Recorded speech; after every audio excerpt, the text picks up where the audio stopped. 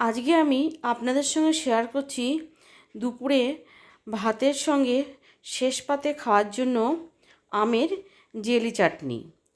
চলুন তাহলে আমরা চাটনিটা বানানো শুরু করি। আমের জেলি চাটনি বানানোর জন্য এখানে আমি 2টো আম নিয়েছি। এবারে আমের আমি প্রথমে বোটার দিকটা কেটে নেব। এখানে আমার আমটা একটু হলদে ভাব হয়ে গেছে। আপনারা এখানে কিন্তু কাঁচা আম দিয়েও করতে পারেন। এবার আমি আমটাকে বেশ ভালো করে ছুলে নিলাম। ছুলে নিয়ে এবার আমটাকে আমি কেটে নিচ্ছি। আজকে যে আমি আমের চাটনিটা করছি, আপনারা একবার এইভাবে করে খেয়ে দেখবেন। দুপুরে ভাতের শেষ পাতে খেতে কিন্তু দুর্দান্ত লাগে। দেখুন আমি আমগুলোকে কেটে নিয়ে ছোট টুকরো করে কেটে নিচ্ছি।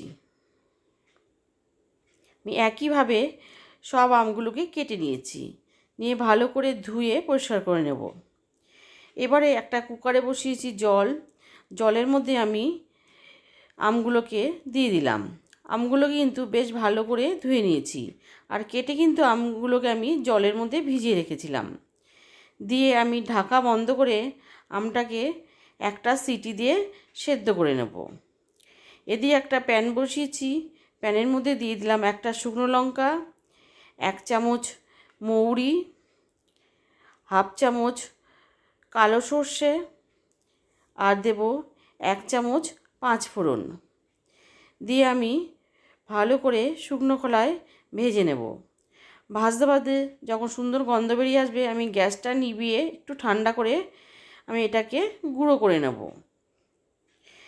এদিকে দেখুন আমার আমটাও বেশ ভালোভাবে সেদ্ধ হয়ে গেছে।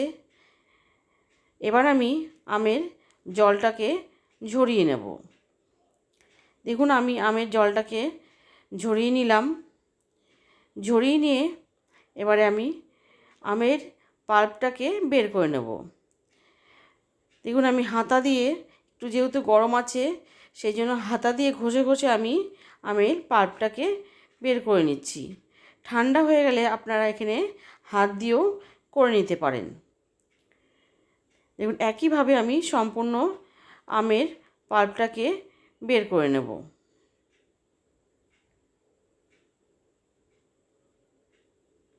দেখুন আমের পাল্পটা আমার বার করা হয়ে গেছে।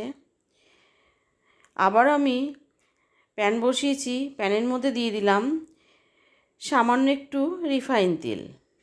দিয়ে তেলটাকে গরম করে নিলাম। গরম করে নিয়ে আমের পাল্পটাকে দিয়ে দিলাম। দিয়ে সঙ্গে সঙ্গে আমি ভালো করে নাড়িয়ে নেব। আর এখানে কিন্তু কোনো রকম আমি আর জল ব্যবহার করিনি।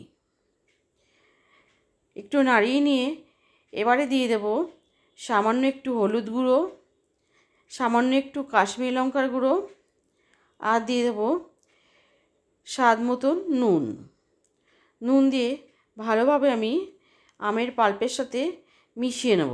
আর আমের পাল্পটাকে ভালো করে জাল করে নেব। 2-3 মিনিট জাল করে এবার দিয়ে দিলাম চিনি। এখানে আমের জেলি চাটনি যে যতটা মিষ্টি খেতে চান সেই আন্দাজে কিন্তু চিনিটা দিয়ে দেবেন। আমি আমের পরিমাণ হিসাবে আমি ছোটো হাতার 3 হাতা মতন চিনি দিলাম। দিয়ে 2-3 মিনিট দেখুন আমি ভালো করে জাল করে নিয়েছি এবং চাটনিটা প্রায় হয়ে এসছে। এবার এর মধ্যে দিয়ে দিলাম যে মশলাটা বানিয়েছিলাম, সেই মশলা থেকে দিয়ে দিলাম আমি 3 চামচ মশলা। পুরো মশলাটা কিন্তু আমি এখানে ব্যবহার করিনি। দিয়ে ভালো করে মিশিয়ে নেব। আর কিন্তু বেশি জাল করার দরকার নেই, তাহলে কিন্তু চাটনিটা শক্ত হয়ে যাবে। এবার আমি গ্যাসটাকে অফ করে দেব। কেমন লাগলো আমার আজকের আমের জেলি চাটনি অবশ্যই জানাবেন। ভালো লাগলে লাইক করবেন। আর আমার চ্যানেলটি যারা প্রথম দেখছেন তারা অবশ্যই আমার চ্যানেলটিকে সাবস্ক্রাইব করে আমার পাশে থাকবেন। আর পাশে থাকা বেল আইকনটি প্রেস করে দেবেন। যখন কোনো নতুন ভিডিও দেব তার আপডেট সবার আগে আপনাদের কাছে পৌঁছে যাবে। সুস্থ থাকবেন, ভালো থাকবেন। ধন্যবাদ।